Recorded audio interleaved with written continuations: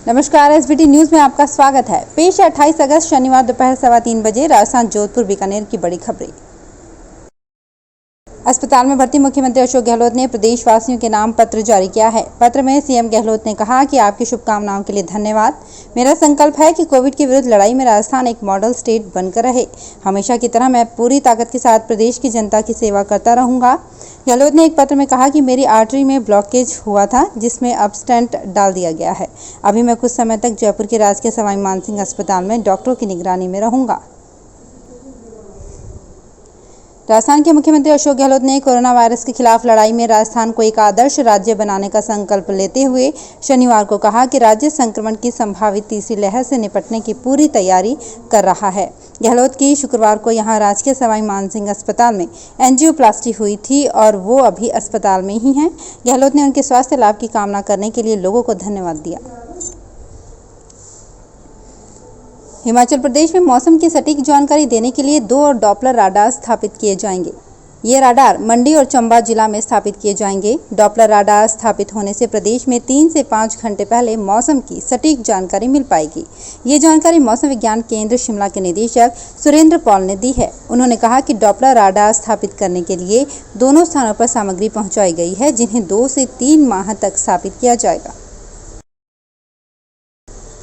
उत्तर प्रदेश के इटावा जिले में एक दूल्हे को शादी के बहाने ठगने का अजीबोगरीब मामला सामने आया है। शादी कराने के नाम पर कुछ लोगों ने युवक को पहले एक खूबसूरत लड़की दिखाई, लेकिन जब शादी होने को हुई तो कोई दूसरी 50 साल की महिला सामने कर दी, जिसको देखने के बाद विरोध करने पर दूल्हे से न केवल मारपीट की गई बल्कि उसके पास रखे 35,000 रुपये भी छीन लिए गए।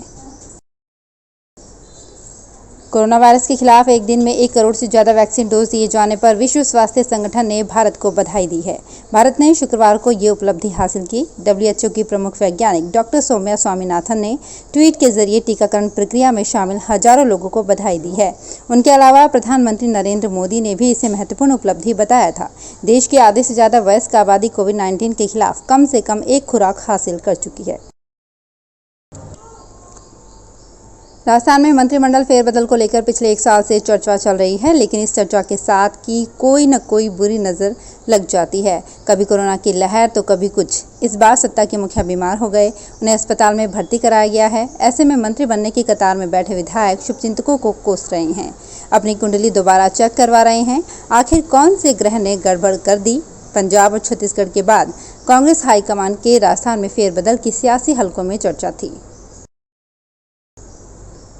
मुख्यमंत्री अशोक गहलोत के अस्पताल में भर्ती होने के बाद से ही प्रदेश भर में प्रार्थनाओं का दौर चल रहा है। कई कांग्रेसी कार्यकर्ता और समर्थक मंदिर में पूजा अर्चना कर मुख्यमंत्री अशोक गहलोत के शीघ्र स्वस्थ होने और लंबी आयु के लिए प्रार्थना कर रहे हैं। अखिल राजस्थान राज्य कर्मचारी संयुक्त महासंघ की ओर से उनके शीघ्र स्वस्थ होने की कामना करते हुए पावटा स्थित श्री बालाजी मंदिर पर सुंदरकांड का पाठ किया गया। टोक्यो पैरा ओलंपिक के तीरंदाजी मुकाबले में शनिवार सुबह भारतीय खिलाड़ी श्याम सुंदर स्वामी अपना पहला मुकाबला ही हार गए। उन्हें अमेरिका के मैट स्टूल्समैन ने महज 3 अंकों से हराया। बहुत करीबी मुकाबले में शुरुआती राउंड में श्याम सुंदर उस पर भारी रहा, लेकिन अंतिम 2 दौर में पिछड़ गया। मूल रूप से बीकानेर के श्याम सुंदर स्वामी बहुत संघर्ष करके टोक्यो ओलंपिक के सफर तक पहुंचे। राष्ट्रीय लोकतांत्रिक पार्टी के कार्यकर्ताओं ने क्षेत्रवासियों को टोल में राहत देने की मांग को लेकर शुक्रवार देर रात बंबोर टोल प्लाजा बंद करवा दिया।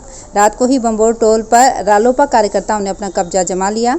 जोधपुर जिला परिषद के वार्ड नंबर 12 से रालोपा प्रत्याशी संपत पूनिया के नेतृत्व में यहां रात से कार्यकर्ता धरना देकर बैठ गए। आज दोपहर करीब 12 बजे अधिकारियों की समझाइश और आश्वासन पर वे वहां से हटे।